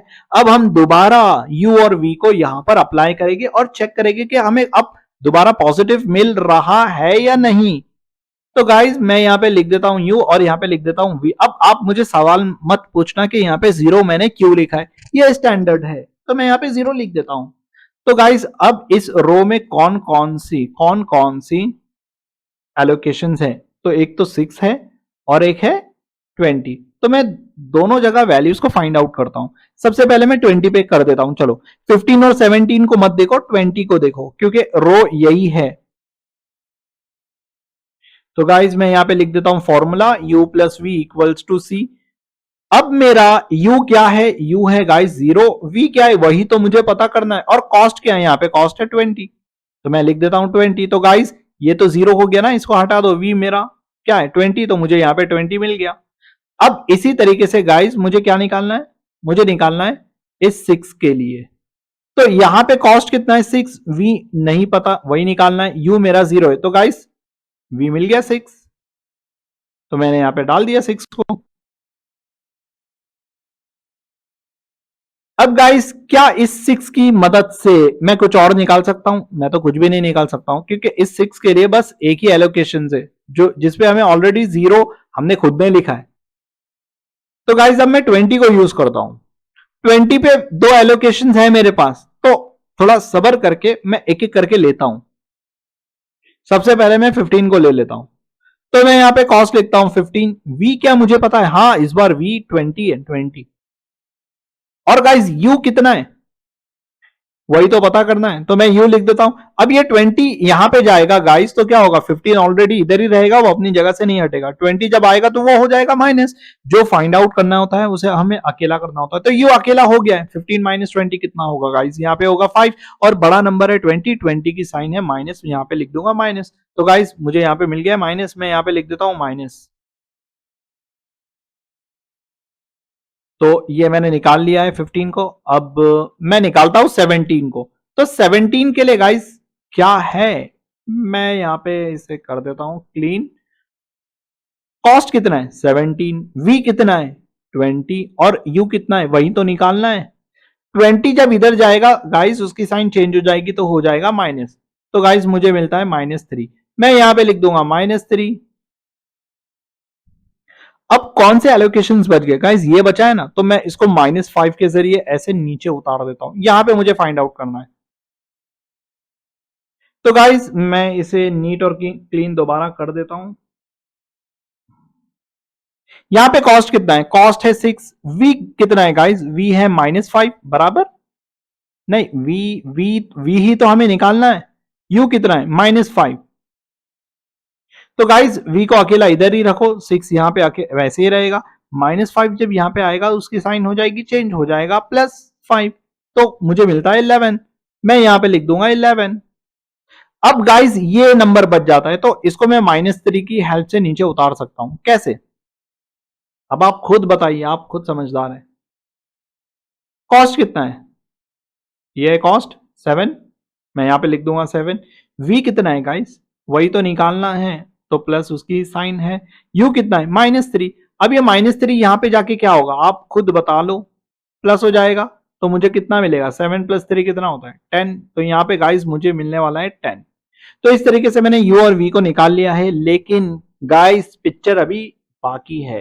तो गाइस जो अनऑक्यूपाइड सेल्स है वहां पे मुझे डेल की वैल्यू निकालना है। तो गाइस अब डेल का खेल यहां पे खेला जाएगा। मैं यहां पे लिख देता हूं del equals to C minus U plus V. तो गाइस यहां पे कॉस्ट कितना है अगर मैं 12 के लिए निकालूं, तो यहां पे मैं लिखूंगा 12 माइनस गाइस यू कितना है, इस 12 के लिए u है 0 और v कितना है, v है 11। तो 12 यहां पे मैं लिख देता हूं 12 माइनस 0 + 11 तो 11 ही होगा। तो 12 - 11 हो जाएगा 1। तो गाइज मैं यहां पे लिख देता हूं 1 और इसे मैं साइज में कर देता हूं थोड़ा सा 0 और इसे फेंक देता हूं यहां पे। अब यहां पे दोबारा मैं डेल की वैल्यू, डेल का फॉर्मूला लिख देता हूं c minus U plus V. तो गाइज यहां पे c कितना है, यहां पे c कॉस्ट है 9, मैं लिख देता हूं 9 माइनस इसके लिए u कितना है गाइज, इसके लिए देखो ना u कितना है -3, यहां पे लिख दो -3 और v कितना है 11। तो मैं 9 की जगह 9 लिखता हूं, माइनस की जगह माइनस, ब्रैकेट की जगह ब्रैकेट। ब्रैकेट के अंदर क्या है, माइनस प्लस माइनस, तो 11 में से 3 निकाल दो बच जाएगा 9। 9 कैसे बचेगा, 11 में से अगर मैं 3 निकालता हूं तो गाइस 8 बचेगा। 9 - 8 1 होता है, तो मैं यहां पे लिख दूंगा 1 और मैं इसे दोबारा कर देता हूं 0 और यहां पे फेंक देता हूं। तो गाइस ये 0 कुछ नहीं, शाहरुख खान की मूवी थी जिसमें वो थोड़ा सा छोटा था। मैं इसे छोटा ही कर रहा हूं इसलिए मैं 0 बोल रहा हूं। यहां पर अब मुझे 11 को निकालना है। तो गाइज यहां पे del is equals to C minus U plus V, मैं यहां पे लिख देता हूं। कॉस्ट कितना है गाइज 11 और यू कितना है गाइज, उसके लिए -5 और वी कितना है 6। अब गाइज ये आप खुद ढूंढो यू वी कहां से मिला है मुझे। माइनस प्लस माइनस होता है तो 6 में से 5 माइनस कर दो ना, 11 हो जाए 1 हो जाएगा। 11 में से 1 निकाल दो 10, तो गाइज यहां पे लिख दो 10। अब मैं दोबारा से इसे छोटा कर दूंगा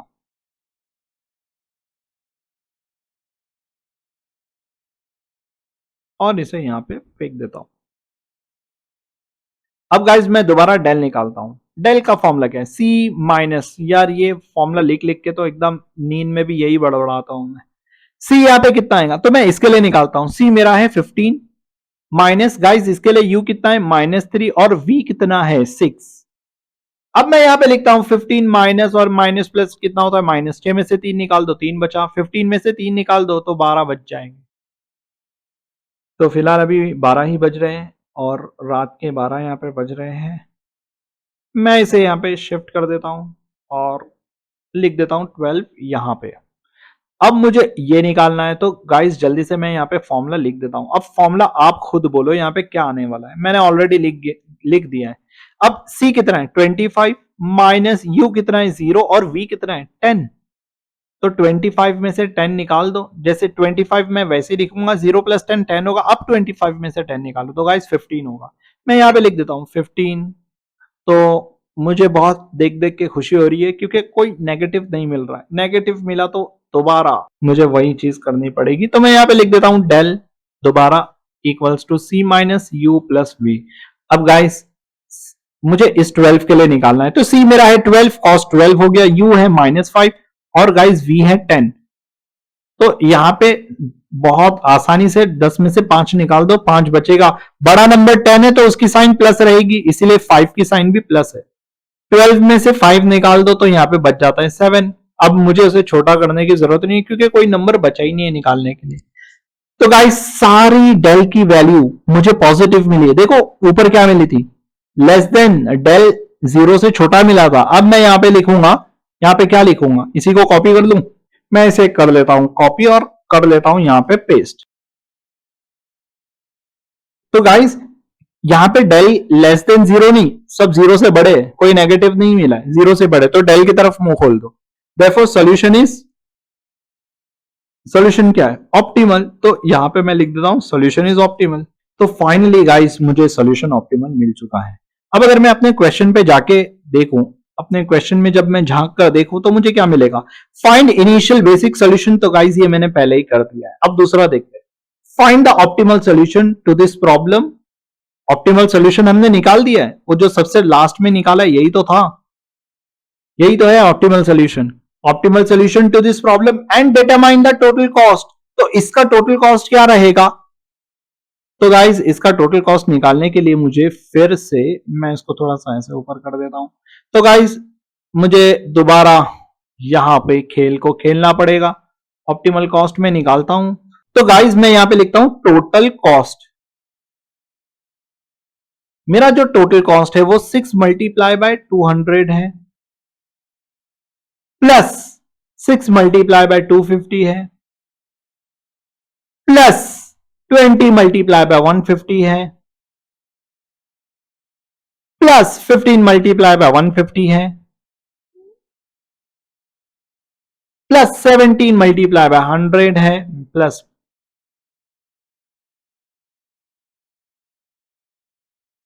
7 मल्टीप्लाई बाय 400 है। तो जो सर्कल है, तो गाइस सर्कल को देखना नहीं है, सिर्फ एलोकेशंस को देखना है, मेन एलोकेशंस को।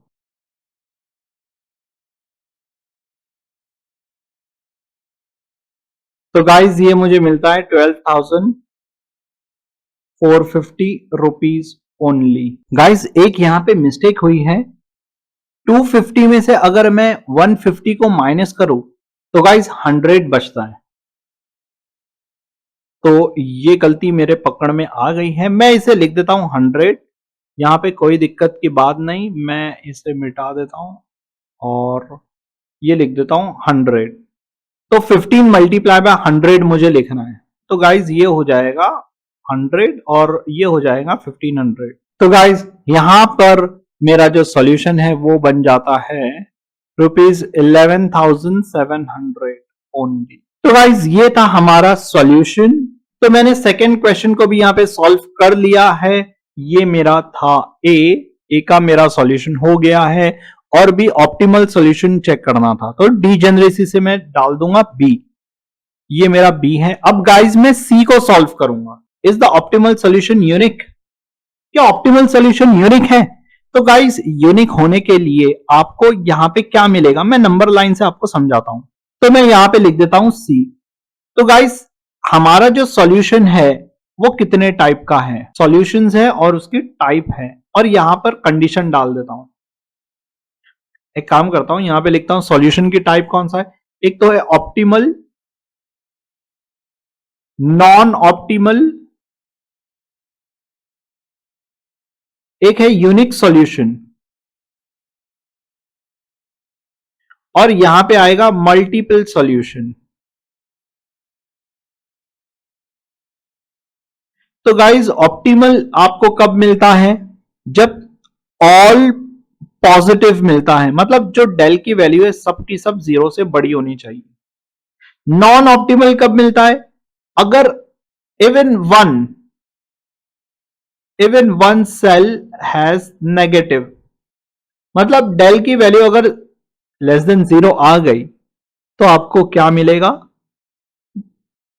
आपको क्या मिलेगा, नॉन ऑप्टिमल। तो गाइज ये है 0, 0 से पहले आपको नॉन ऑप्टिमल मिलेगा और 0 के बाद आपको ऑप्टिमल मिलेगा। लेकिन क्या अगर आपको 0 ही मिल गई तो क्या होगा? तो गाइज अगर आपको 0 आ गया तो आप यहां पे लिखोगे मल्टीपल ऑप्टिमल सॉल्यूशन। अगर आपको डेल की वैल्यू ही 0 आ गई तो हम उसे कहेंगे मल्टीपल ऑप्टिमल सॉल्यूशन। यूनिक कब मिलता है गाइस? सारे पॉजिटिव तो होने ही चाहिए, नेगेटिव हुआ तो ऑप्टिमल ही नहीं है। ये सब ऑप्टिमल है, ये भी ऑप्टिमल है गाइस, ये भी ऑप्टिमल है और ये तो ऑप्टिमल है। सारे ऑप्टिमल होते हैं। नॉन ऑप्टिमल में खाली 0 लेस देन 0 आया तो नॉन ऑप्टिमल है, बाकी आपको हर जगह पॉजिटिव ही मिलेगा, कहीं नेगेटिव नहीं मिलेगा। तो यूनिक सोल्यूशन कब मिलता है? जब आपको डेल की वैल्यू पॉजिटिव ही मिलना चाहिए लेकिन एक भी 0 आपके पास नहीं है, तो वो होता है यूनिक सोल्यूशन। अगर एक भी 0 आपको मिल जाता है तो हम कहेंगे हाँ मल्टीपल सोल्यूशन है, लेकिन आपको 0 नहीं मिल रहा है तो हम कहेंगे कि मल्टीपल नहीं है। क्या यहां पर हमें सर्कल की वैल्यू को ही देखना है? ये जो वैल्यू आप देखोगे ये सर्कल की वैल्यू को देखोगे आप, एलोकेशंस की वैल्यू को नहीं देखोगे। तो यहां पे आपको 1 मिला है, यहां पे आपको 1 मिला है, यहां पे आपको 10 मिला है। क्या कहीं पे 0 मिला है? नहीं, कहीं पे 0 नहीं मिला है। तो आप इसे कह सकते हो कि ये मल्टीपल नहीं है, ये यूनिक सोल्यूशन है। यूनिक होने के लिए 0 नहीं होना चाहिए। तो मैं यहां पे लिखता हूं therefore there is no 0, since there is no 0, मैं यहां पे लिख देता हूं since, ऐसे उल्टा बनाओ, there is no zeros या 0, therefore मैं यहां पे लिख देता हूं it is 0 नहीं है। तो 0 नहीं है तो यूनिक हुआ ना, 0 है ही नहीं। नॉट 0 मतलब डेल 0 है ही नहीं, तो it is a unique solution. Unique मतलब एक ही सॉल्यूशन है इसका, दूसरा कोई सॉल्यूशन नहीं है। तो मल्टीपल कैसे हो सकते हैं? मल्टीपल मतलब एक से ज्यादा सॉल्यूशन, यूनिक मतलब एक ही सॉल्यूशन। तो गाइज यहां पे यूनिक सॉल्यूशन है, आपको मल्टीपल सॉल्यूशन नहीं मिलेंगे। क्वेश्चन में क्या था? तो गाइज यहां पे क्वेश्चन में आपको दिया था is the optimal solution unique, if there is any optimal alternate solution, तो उसको भी पता करो। अब यहां पे डेल हमें 0 नहीं मिला है तो यहां पे यूनिक सॉल्यूशन है, कोई ऑप्टिमल है ही नहीं। मैं यहां पे लिखूंगा there is no alternate solution, therefore there is no alternate, या ऑल्टरनेट बोलो या फिर मल्टीपल बोलो, मल्टीपल सॉल्यूशन। तो गाइज ये हमारा पार्ट सी हुआ कंप्लीट। अब हम डी, क्वेश्चन नंबर डी को देखते हैं। The transport is willing to provide a discount of 25%। कहां पे? S2 से D4। तो गाइज ये 12 पे 25% की छूट मिल रही है, ऑफर लेना चाहिए या नहीं? तो गाइज बहुत सिंपल है, कॉस्ट कितना है? 12 ना, मैं लिख देता हूं। तो गाइज यहां पे मैं लिख देता हूं D। अब S2 D2 पे कॉस्ट कितना है? मैं लिख देता हूं cost of route S2 D4, I think वो D4 वो है 12। तो गाइज ये क्या है? 12 पर यूनिट, एक यूनिट का 12 है। आपको जो मैट्रिक्स में दिया रहेगा वो पर यूनिट के हिसाब से ही दिया रहेगा। डिस्काउंट कितना मिल रहा है? 12%, 25%, नॉट 12, 25% डिस्काउंट मिल रहा है। तो गाइज 12 का डिस्काउंट निकालते हैं, therefore discount is, discount percent 25% है तो डिस्काउंट रुपीज में कितना हो गया? 12 का 25% ऐसे निकालेंगे। तो गाइस जब मैं इसे कैलकुलेट करूंगा तो आता है ₹3, तो 3 रुपए का डिस्काउंट मिल रहा है। तो एक्चुअल कॉस्ट कितना हुआ? ₹12 माइनस ₹3, तो एक्चुअल कॉस्ट गाइस होता है ₹7। सो ऑफर को लेना चाहिए या नहीं लेना चाहिए? तो गाइस यहां पे मुझे क्यों ऑफर को लेना है? सबसे कम तो मुझे 6 मिल रहा है ना यहाँ पे, तो मैं इसे 7 करके क्या करूं? मुझे यहाँ पे तो 6 मिल रहा है ना, तो अगर मुझे ये 6 देता तो मैं ऑफर को ले भी लेता, क्योंकि सबसे छोटी वैल्यू मेरे पास क्या है? सबसे लीस्ट कॉस्ट मेरे पास 6 है, तो अगर मुझे 6 देगा तो मैं ले लूंगा, या 6 से कम है तो भी मैं ले लूंगा।